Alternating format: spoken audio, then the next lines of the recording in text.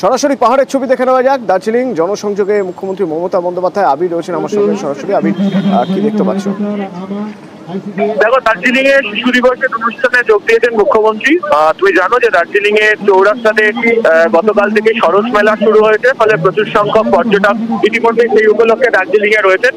সেখানে তিনি আসেন এবং এই যে শিশু দিবসের যে অনুষ্ঠান সেখানে যোগ দিয়ে তিনি উপহার তুলে দিয়েছেন।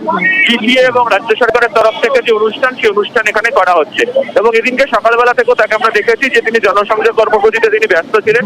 বিভিন্ন ব্যক্তিদের সঙ্গে পাহাড়ের যেমন কথা বলেছেন, এছাড়া যারা পর্যটক রয়েছেন তাদের সাথেও তিনি কথা বলছেন।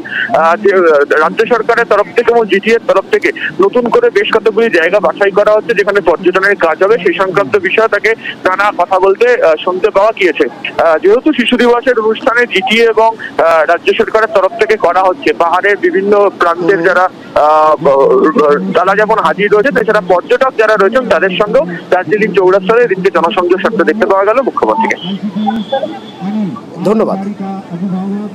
গত দুদিন ধরেই আমরা দেখেছি পাহাড়ে জনসংযোগ, অর্থাৎ পাহাড়ে পথ চলতি মানুষ তাদের সঙ্গে কথা বলা, যারা ব্যবসা করছেন তাদের সঙ্গে কথা বলা।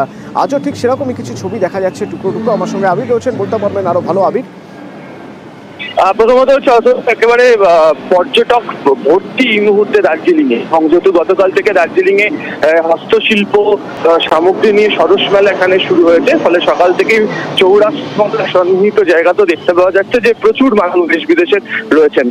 এরকমই বিভিন্ন পর্যটকদের সঙ্গে তিনি কথা বলেছেন এবং আজকে চৌরাস্তাতে যে শিশু দিবসের যে অনুষ্ঠানটা জিটিএ এবং রাজ্য সরকারের তরফ থেকে করা হচ্ছে সেখানেও তিনি যোগ দেন। সেখানে গিয়ে পাহাড়ের যারা বাসিন্দারা রয়েছেন তাদের সঙ্গে তাকে কথা বলতে দেখতে পাওয়া গেল। রাজ্য সরকারের তরফ থেকে বেশ কিছু উপহারও তাদেরকে তুলে দেওয়া হয়েছে, জিটিএর তরফ থেকে উপহার দেওয়া হয়েছে।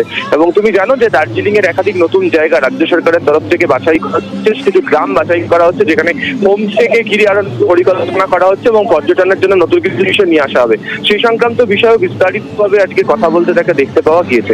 ফলে সব মিলিয়ে গত কয়েকদিন ধরে পাহাড়ে সকাল থেকে জনসংযোগে তিনি ব্যস্ত ছিলেন, বিভিন্ন ব্যক্তিদের সাথে কথা বলে পাহাড় সম্পর্কে পরিস্থিতি যেমন আজ তিনি করেছেন। এছাড়া যারা টুরিস্ট আসেন দেশ বিদেশে সেই সমস্ত মানুষদের কাছে আরো আকর্ষণীয় করে তোলার জন্য কি উদ্যোগ নিতে পারা যায় সেই প্রসঙ্গ তাকে কথা বলতে দেখা গিয়েছিল। আজকে ছবি কিছুক্ষণ আগে দার্জিলিং চৌরাস্তাতে দেখতে পাওয়া গেল মমতা বন্দ্যোপাধ্যায়কে। ধন্যবাদ।